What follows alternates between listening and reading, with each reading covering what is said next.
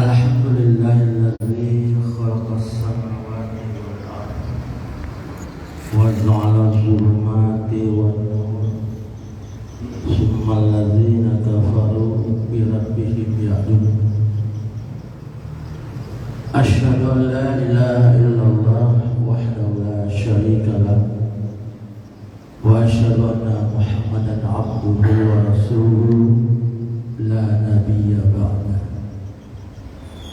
Allahumma shalli wa sallim wa barik ala Muhammad wa ala alihi wa ashabihi ajma'in wa man tabi'ahum bi ihsanin ila yaumiddin. Amma ba'du, fa ya ibadallah, usikum wa iyaya bittaqwallah, faqad faza muttaqun. Ittaqullaha haqqa tuqatih wa la tamutunna illa wa antum muslimun. Qala Allah Ta'ala fil Qur'anil Karim, a'udzu billahi minasy syaithanir rajim. Ya ayyuhalladzina amanu kutiba 'alaikumus shiyam kama kutiba 'alal ladzina min qablikum la'allakum tattaqun. Hai orang-orang yang beriman, telah diwajibkan atas kamu berpuasa sebagaimana telah diwajibkan atas orang-orang sebelum kamu, agar kamu menjadi orang yang bertakwa. Quran surat yang kedua ayat 183. Jamaah subuh yang dirahmati Allah, puasa pada bulan Ramadan itu termasuk rukun Islam yang keempat. Mulai disyariatkan pada hari Senin 2 Sya'ban tahun kedua Hijriah, yaitu tahun kedua setelah Nabi hijrah dari Mekah ke Madinah. Hukumnya fardu ain. Mukallaf yang baligh dan berakal, bukan mu'allaf ya. Mu'allaf itu orang yang baru masuk Islam, tapi mukallaf orang Islam. Beda ya mu'allaf dengan mukallaf. Dasarnya itu hukumnya wajib itu jelas, dalilnya ayat 183 surat yang kedua. Puasa yang kita lakukan sekarang ini itu punya tujuan yang mesti kita capai, bukan sekedar pelaksanaannya, tapi inti dari ibadah yang kita kerjakan itu punya nilai yang tinggi. Maka puasa itu mesti dipahami dengan sebenar-benar, agar puasa itu tidak sia-sia dan tidak memberikan nilai apa-apa. Karena nggak tahu kita ilmunya, nggak paham kita apa makna puasa itu sendiri. Karena kita yang tahunya itu perintah, kita kerjakan, tapi motivasi dari perintah itu apa gunanya? Ini yang perlu kita kaji. Kita pahami dulu pengertian puasa. Puasa secara etimologi atau secara bahasa itu menahan dari segala sesuatu. Gak jelas apa yang mesti ditahan karena belum diterangkan. Maka ada pengertian secara etik, terminologi, secara istilah. Puasa itu adalah menahan diri dari segala sesuatu yang membatalkan puasa, mulai terbit fajar hingga terbenam matahari disertai niat dan beberapa syarat. Jadi puasa itu ada yang mesti kita jaga, ada yang mesti kita tahan agar puasa itu sampai ke tahap yang dituju. Karena nilai dari puasa yang kita harapkan itu ujungnya itu la'allakum tattaqun, untuk menjadi orang yang bertakwa. Jadi puasa itu sebenarnya merubah sifat perilaku kita, karakter kita untuk menjadi orang yang terbaik sebenarnya. Jadi kalau puasa tidak memberikan dampak yang baik kepada orang yang melaksanakannya, itu puasanya dipertanyakan. Apakah puasa ini adalah sekedar rutinitas, atau puasa ini memang betul-betul karena imannya kepada Allah? Makanya orang yang berpuasa berpuasa itu beda dengan orang yang tidak berpuasa. Artinya begini, ada orang berpuasa tapi tidak ada pengaruh sedikit pun dari ibadah yang dikerjakan. Dampak dari puasa yang dilakukan itu tidak memberikan manfaat apa-apa pada dirinya, kecuali hanya lapar dan dahaga saja. Kenapa demikian? Karena puasanya tidak mempengaruhi dirinya, tidak membentuk karakter dirinya menjadi orang yang lebih baik dari sebelumnya. Jadi orang berpuasa itu mencetak watak orang menjadi yang terbaik dari manusia-manusia yang lainnya. Apa yang dicetaknya? Takwanya itu. Maka kalau diperhatikan pada surat yang ke-49, itu surat Al-Hujurat ayat yang ke-13, Allah mengatakan, Inna akramakum indallahi atqakum. Sesungguhnya orang yang paling mulia di antara kamu di sisi Tuhan adalah orang yang paling bertakwa. Jadi puasa ini mendidik, melatih orang menjadi manusia yang lain daripada yang lain. Maka aplikasi ibadah puasa itu, aplikasinya, realitanya, wujudnya, itu menumbuhkan rasa sosial yang tinggi pada semua umat. Menumbuhkan rasa sosial yang tinggi pada seluruh umat. Bukan umat Islam saja, tapi umat-umat yang tidak Islam itu memberikan dampak yang positif kepada orang. Maka cirinya itu semalam sudah disebutkan itu oleh Ustaz Sabrijal.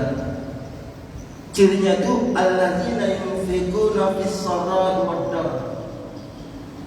Menafkahkan itu hartanya baik di kala lapang di kala sempit. Ini menunjukkan bahwa orang yang bertakwa itu orang yang sosialnya tinggi, menumbuhkan rasa solidaritas yang tinggi kepada umat. Ada sifat kepeduliannya kepada umat, maka sosialnya tinggi, suka memberi, suka menolong, suka membantu orang dalam kesulitan dan kepayahan. Itu yang dimunculkan oleh orang bertakwa itu. Bukan orang yang egois, bukan orang yang mementingkan diri sendiri, bukan orang yang tidak peduli kepada orang lain. Itu bukan orang yang bertakwa itu. Makanya kita dalam menjalankan ibadah ini mesti paham kita, mesti mengerti kita. Makanya orang-orang yang bertakwa itu beda dia. Di samping menumbuhkan sosial yang tinggi, nilai ibadahnya itu meningkat dia. Beda daripada hari-hari sebelumnya. Yang dulu dia tidak mau ke masjid, rajin ke masjid. Karena puasa itu membentuk pribadi orang. Dulu dia malas sholat sunat, rajin dia sholat sunat. Dulu malas baca Quran, rajin dia baca Quran. Karena menumbuhkan dia. Jadi kalau tidak ada sifat yang seperti ini muncul dalam pribadi orang yang berpuasa, itu dipertanyakan puasanya. Maka Imam Al-Ghazali itu pantas membedakan puasa itu ada 3 tingkatan. Pertama dia bilang orang berpuasa itu ada orang berpuasa secara awam. Tahu puasa awam itu puasa orang biasa. Masuk bulan Ramadan puasa, tapi sholat enggak. Ada orang puasa sholat enggak. Ini orang yang salah dalam memahami agama. Kalau puasa dikerjakan, sholat tak dilakukan, itu sia-sia puasanya saja. Tidak ada nilai puasanya, percuma dia puasa. Bagus tak usah puasa. Kenapa? Itu Rasul yang mengatakan orang yang berpuasa itu nampak dari sholat malamnya, sholat qiyamul lailnya. Kalau tak ada sholat malamnya, tak ada nilai puasanya. Maka hadis sering disampaikan oleh Ustaz di bulan Ramadan ini. Waktu saya singkat kali, saya cuma kupas 2 hadis saja. Itu maka dasar puasa itu iman. Man shoma ramadana imanan wa ihtisaban ghufira lahu ma taqaddama min dzambi. Rawahul Bukhari wa Muslim. Man qama ramadana imanan wa ihtisaban ghufira lahu ma taqaddama min dzambi. Sama itu riwayatnya Imam Bukhari dan Muslim. Barang siapa yang berpuasa di bulan Ramadan berdasarkan iman. Itu yang perlu dipahami dan penuh perhitungan. Kenapa dikatakan iman dan penuh perhitungan? Kalau orang beriman, kalau dalam melakukan sesuatu tidak mendatangkan kebaikan dan manfaat bagi dirinya, itu tak dia kerjakan, tidak sia-sia. Cakap kalau tak berguna, jangan bicara. Perbuatan kalau tidak mendatangkan manfaat yang baik, jangan dilakukan. Karena kalau dia buat, dia katakan sesuatu yang tak bermanfaat, puasanya sia-sia. Kenapa? Karena merugi, tidak ada manfaatnya. Itulah puasa orang awam. Puasa orang awam ini dia tak peduli itu. Baik di bulan Ramadan, tak di bulan Ramadan, tak ada bedanya. Bicara nanda hatinya aja, cakapnya tidak diperhitungkannya, ngomong asal keluar saja. Kenapa? Karena dia bukan berdasarkan iman, tapi rutinitas. Setelah bulannya masuk dia menjaga puasa. Tapi manfaat puasa tak ada. Itu maka saya bilang sia-sia. Maka beda sama orang yang beriman. Karena orang yang berpuasa secara tradisi, orang puasa awam ini, maaf, ke masjid itu gak penting. Ke masjid berjamaah itu gak penting sama mereka. Yang penting puasa. Salah. Ini salah kali orang. Nah, kenapa? Karena dianggap puasa itu lebih tinggi nilainya daripada sholat. Apapun nilai suatu kebaikan yang menyangkut dengan ibadah, itu yang paling tinggi nilainya itu sholat. Yang lain itu aplikasi dari sholatnya, termasuk puasanya, termasuk zakatnya, termasuk haji. Itu aplikasi dari terbentuknya dirinya tadi dalam melaksanakan ibadah sholat. Tapi kalau orang yang tidak sholat, macam mana bisa membentuk pribadinya bisa menjadi orang baik? Tidak ada, sia-sia.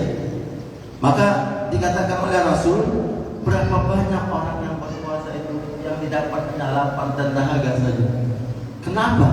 Karena puasa tidak memberikan nilai-nilai kebaikan atas diri orang yang melaksanakan. Maka puasa itu kalau dilaksanakan secara benar, nilai pahala itu cukup Allah yang membalas, bukan manusia. Karena puasa itu antara aku dengan hamba-Ku, kata Allah, bukan yang lain. Maka ibadahnya itu nilainya tersendiri. Kalau orang paham tentang ibadah puasa yang dilaksanakan. Yang kedua, puasanya khusus. Orang puasa khusus ini yang disebut dengan puasanya orang yang beriman. Maka Al-Quran itu kenapa yang orang yang beriman yang diseru, yang dipanggil oleh Allah, tidak kepada ya ayyuhan nas allazi kutiba alaikumusiyam, hai seluruh manusia wajibkan atas kamu puasa. Tapi kalimatnya ganti ya ayyuhalladzina amanu, karena orang-orang yang sanggup melaksanakan puasanya itu secara benar dan menurut tuntunan Allah, itu orang yang beriman. Mau sholat jamaah itu orang beriman, ya kan? Mau ke masjid itu orang beriman. Sempat sahabat bertanya kepada Rasul, ya Rasulullah, apa tandanya seseorang itu beriman kepada Allah? Tandanya orang-orang yang beriman kepada Allah itu adalah orang-orang yang tidak pernah meninggalkan sholat jamaahnya 5 waktu saat semalam ke masjid. Kalau sudah 5 waktu dia ke masjid, katakan orang itu beriman, kata Rasul. Jadi standar iman kita itu ukurannya masjid. Kalau orang malas ke masjid, itu dipertanyakan iman. Tapi kalau orang rajin ke masjid, itu orang yang beriman. Itu standar.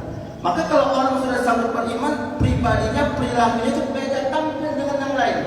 Maka apapun yang diperintahkan oleh Allah atas orang beriman, tidak ada kata yang keluar dari bibirnya kecuali sami'na wa ata'na. Kami dengar dan kami taati. Bukan modal orang yang munafik. Kalau orang munafik dikasihkan perintah, dia katakan sami'na wa ata'na. Kami dengar, namun tapi kami langgar. Yang kedua, yang terakhir, puasa khusus. Lagi khusus, puasa khusus lagi khusus ini puasa para nabi. Jangankan untuk melakukan kejahatan, untuk niat atau untuk angan-angan yang jahat saja itu tidak terlintas di pikiran. Ini puasanya kelas tinggi, belum sampai taraf kita. Tapi namun kita diusahakan untuk capai tingkat yang kedua itu sudah syukur kali. Puasa khusus kita itu puasa orang beriman. Karena orang beriman itu ada nilai-nilai kebaikan yang melekat pada dirinya. Sebenarnya banyak Ustaz pas tapi waktu juga yang memisahkan dan membedakan kita. Maka saya padailah sampai di sini. Mungkin nanti malam yang ke-24 kita akan membahas tentang ada 10 keutamaan pahala bagi orang yang berpuasa. Itu jadwal saya pada malam 24 itu akan kita kupas secara mendetail. Lebih kurang saya mohon maaf, kepada Allah saya mohon ampun. Dan saya tutup dengan doa majelis. Subhanakallahumma wa bihamdika asyhadu an la ilaha illa anta astaghfiruka wa atubu ilaik. Wabillahi taufiq wal hidayah. Wassalamualaikum warahmatullahi wabarakatuh. Waalaikumsalam.